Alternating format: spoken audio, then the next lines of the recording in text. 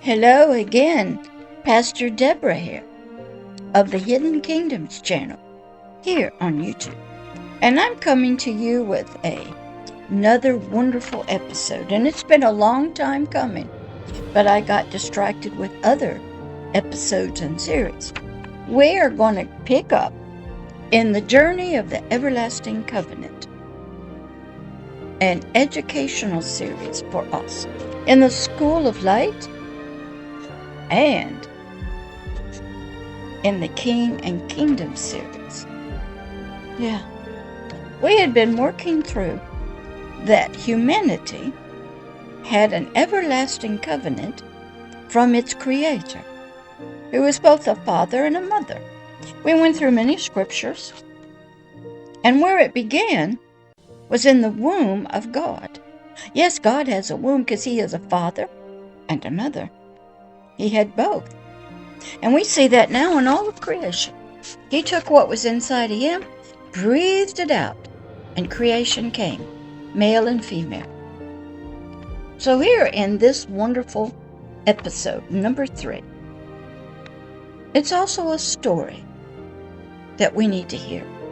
It's also a teleministry to help you find your way home.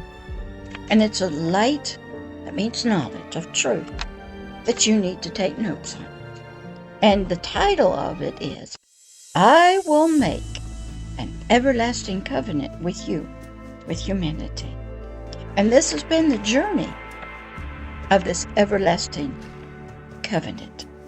The bond and legal contract of a father-mother who were king and queen of a kingdom that is still there. And the covenant is still abided by. It was sealed with blood in the realm of the Spirit. It was recorded and sealed in the courtroom of the universe by the judge of the universe. It's been in the books. It's always been there. And we're continuing. And we had talked about so many wonderful things that was promised to us, all of humanity, and to the earth and nature itself through this everlasting covenant, which, as everybody knows, got all messed up when our early ancestors, who were named Adam and woman, ate of the tree of the fruit of the spiritual tree of good and evil. And the light that was in us was taken. The covenant was still there, but now it had become broken from our side, not from the covenant maker's side. And I want to pick up here in this episode of number 3. Here in this episode, number 3, of the everlasting covenant, the journey of it, and the long years that it had to wait to be re-fulfilled. Once it was given in the womb of God, it held until a great sin, a rebellion occurred, which most of us know about, which was when woman, who was encouraged by the lust of her eyes, the lust of her flesh, and the pride of life by an evil, fallen archangel named Satan, to eat of the fruit of the tree of the knowledge of good and evil, and then give it to her husband, Adam. When Adam ate the light of God, the covenant was broken. And I want to talk in this episode about some of the conditions that were set forth, that were developed, that were law of this covenant. So you'll have a deeper understanding. Some of you may understand this covenant as a legal document, and it was. It was the legal document, an agreement between God and his offspring, humanity, and what he would do for them and what they would receive. Of course, they had to grow up. As you know, most human children cannot receive all the benefits that are given to them as a child. They have much of it, but not until they become an adult by a certain age. And sometimes there have to be conditions. So here in this episode, number 3, we're just going to talk a little bit more about the conditions that were set forth by God Himself in the everlasting covenant. Number 1, it was decreed, it was an edict, it was legal by a king, the King of Heaven. That's God. And if you've ever watched any ancient Chinese historical dramas, you will understand the power of a king, of an empire, a nation, and his power of edicts and decrees. They were law. You had to get on your knees. Everybody had to listen and say, "Thank you, Your Majesty." Very powerful to understand the power of a decree. So this covenant was decreed by the King of Heaven, God Himself. Number 2, it was set in law by His own royal words. That's right. He speaks, it's law. It's decreed and edict. Number 3, it was set for eternity. It was everlasting because He is an eternal God. He is an everlasting God. He always has been, always will be.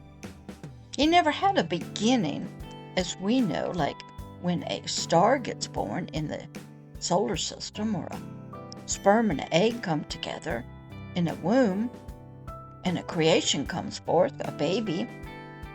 He just always was. So time, He actually created it, because in the spirit realm it's eternal. He always has been and always will be.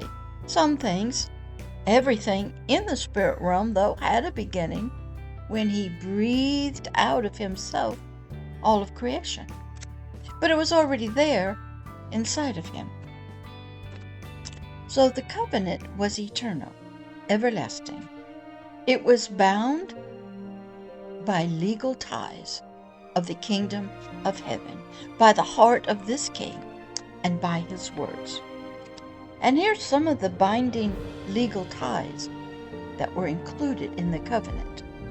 Agape love. It was bound by agape love of a father and a mother, of a king to their offspring. It was bound by God's desires of His heart and His mother's heart, His father's side and His mother's side.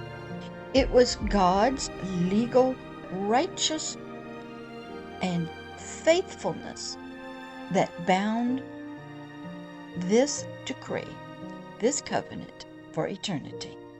It was bound by, in, through God's legal, righteous law of a father to his children, by His word spoken of a king, which become a decree and edict law. This covenant was legal by God's right of creation. He created the covenant. He spoke the words. They were written down in the book, sealed by blood, and they were sent before the judge of the universe, which is Him, and decreed legal. It's a legal binding contract. Another legal tie was God's legal, righteous authority as the God of the universe, the King of Heaven, the God of all creation. And He placed His seal upon it, upon this legal contract, this everlasting covenant.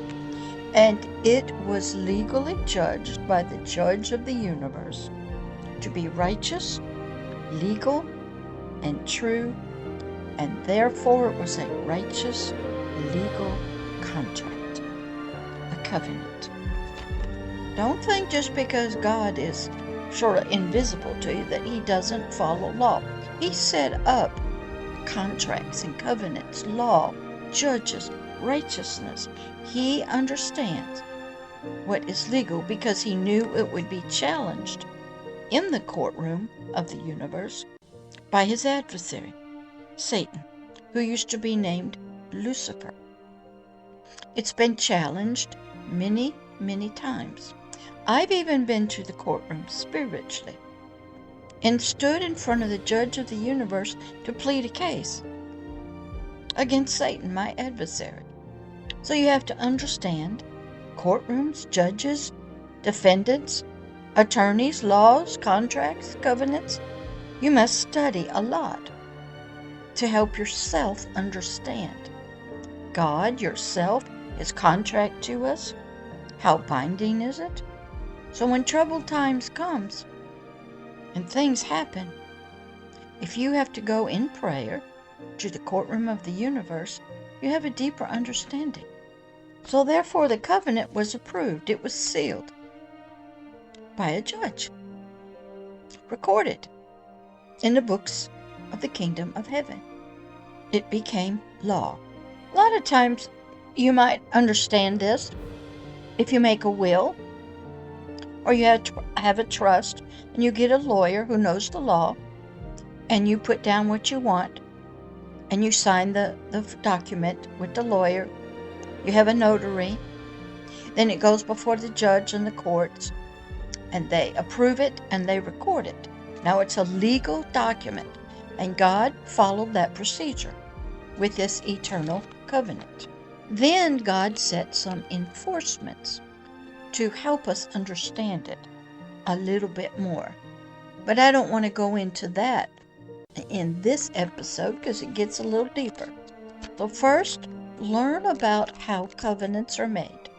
They're by the will of a person, their own thoughts, their heart. It has to be legal. It has to be signed. Lawyers have to be involved. Judge, courtrooms, recording. I actually got a lot of experience when I was a children's victims advocate, and I became certified by a judge, had my background checked, would sit in the family courtroom and hear the cases of abused children, their lawyers, in front of a judge against their parents. I've had jury duty, so I understand juries and law and raising your hand. I studied law a little bit, and I understood many different things. And then when I helped my father get his will, we were with a lawyer, and I understood that it had to go, to make it legal and binding, it had to go, after he signed it, it had to go to the court. And I understand all kinds of courts. So you must be knowledgeable, and you will learn a lot about this God and His everlasting covenant if you understand law and judges and records in the courtroom. So that's what you have to begin to understand a lot. God's given us all these earthly examples to use to help us study Him, the eternal covenant, the two parties involved, the legal system that it's under, the courtroom in the universe, the books and the laws and the seals. So go study, take notes, watch a lot of movies about the power of emperors and kings, just to speak. That's why a lot of times they don't say much. They just listen, they think, because their minds have to be on eternal things, the whole nation, people, many different topics at one time, and they can't sort of show their cards. But at this time, when God made the covenant, it was just Him. There wasn't even a creation yet, because He's just taking care of things within Himself. Sometimes we do that within our own self. We have a binding contract. We make promises to ourselves. We make deals with ourselves. But nobody knows it, because it's all on the inside of us. So here, we're just learning a little bit more about the everlasting covenant and its journey. So you come back to the next episode and we'll go a little deeper. All right, this is Pastor Deborah. Bye-bye.